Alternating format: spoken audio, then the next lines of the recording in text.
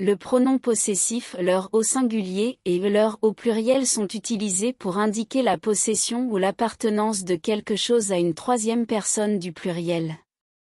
Leur au singulier est utilisé lorsque la possession concerne une seule personne.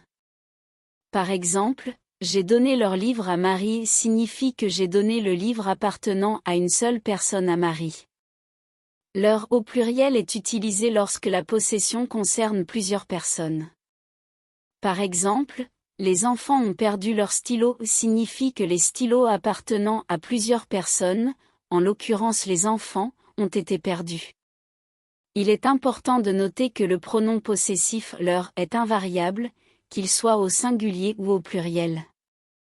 Cependant, il faut être prudent car leur au singulier peut également être utilisé comme pronom personnel complément d'objet indirect. Dans ce cas, il n'indique pas la possession mais la personne à qui l'action est destinée.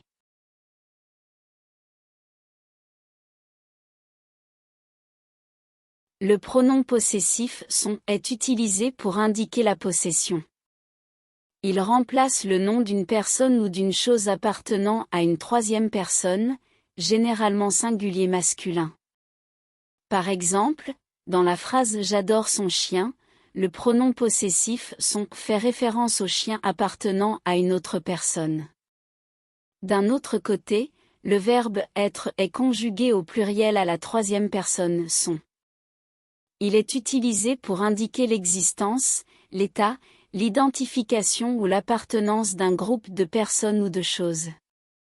Par exemple, dans la phrase « Ils sont arrivés tard », le verbe « être » conjugué à la troisième personne du pluriel « sont » indique que le groupe de personnes mentionnées est arrivé tard. En résumé, le pronom possessif « sont » est utilisé pour désigner la possession d'une personne ou d'une chose, tandis que le verbe « être » conjugué à la troisième personne du pluriel « sont » indique l'existence ou l'état d'un groupe de personnes ou de choses.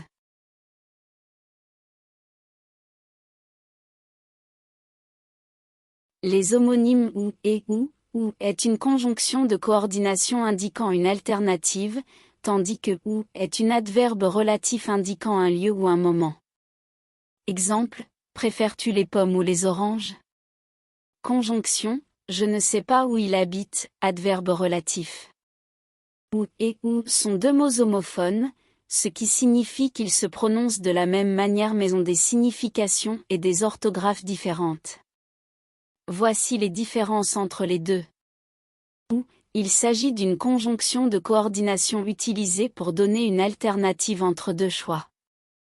Par exemple, veux-tu un thé ou un café?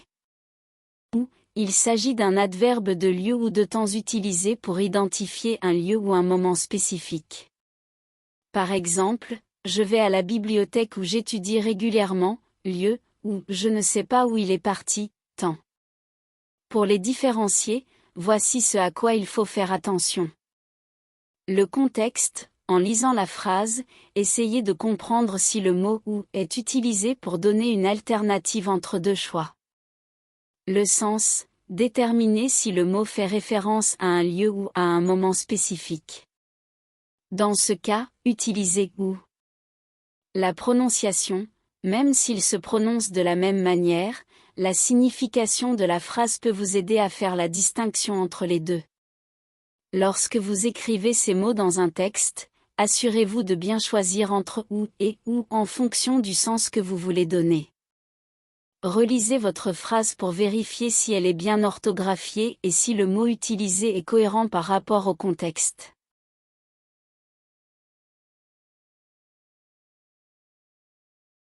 Les homonymes ce et ce est un déterminant démonstratif, tandis que ce est un pronom réfléchi ou un pronom personnel complément. Exemple, ce livre est intéressant, déterminant, il se lave les mains, pronom réfléchi. Les mots ce et ce présentent certaines différences dans leur signification et leur utilisation.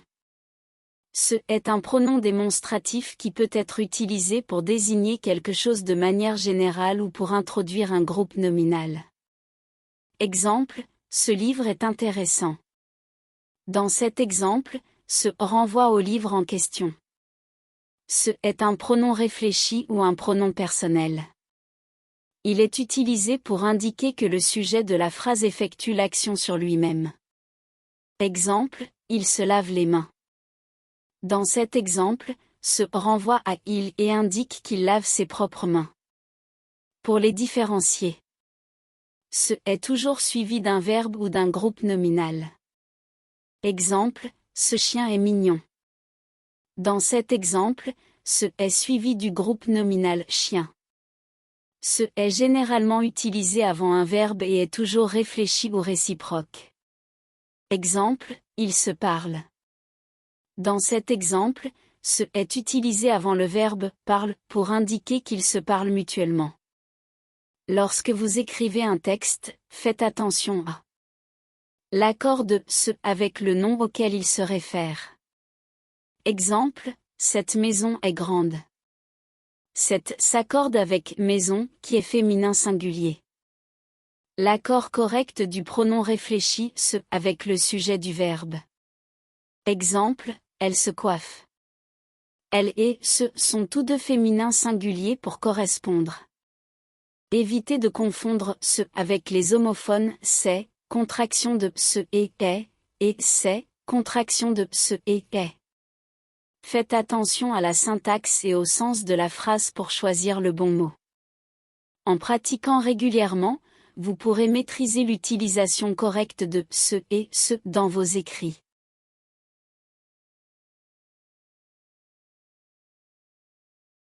Les homonymes c et c est un déterminant démonstratif pluriel, tandis que c est un déterminant possessif. Exemple, ces fleurs sont magnifiques, déterminant démonstratif, elle a perdu ses clés, déterminant possessif. C est un déterminant démonstratif qui s'utilise pour montrer ou désigner quelque chose de spécifique. Il est utilisé lorsque l'on parle de plusieurs objets ou personnes que l'on peut identifier. Exemple, ces livres sont intéressants. On parle de livres spécifiques, que l'on peut voir ou identifier. C est un déterminant possessif qui indique la possession.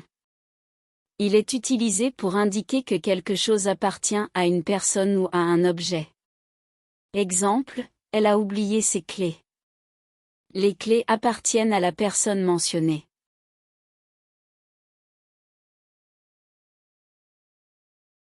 Les homonymes et est une conjonction de coordination, tandis que est le verbe être conjugué à la troisième personne du singulier. Exemple, il aime le chocolat et la vanille, conjonction, il est fatigué, verbe être. Et sont deux mots qui ont des significations différentes et des utilisations différentes dans une phrase.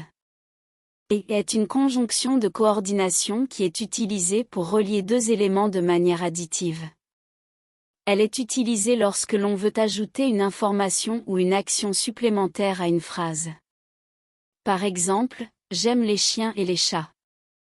Dans cet exemple, et est utilisé pour ajouter l'information que j'aime à la fois les chiens et les chats. Est le verbe être conjugué à la troisième personne du singulier.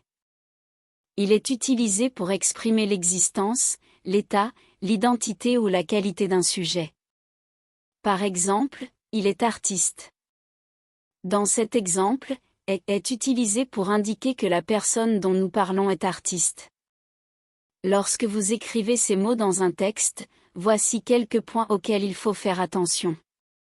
Et peut être utilisé pour relier des mots, des phrases ou des propositions.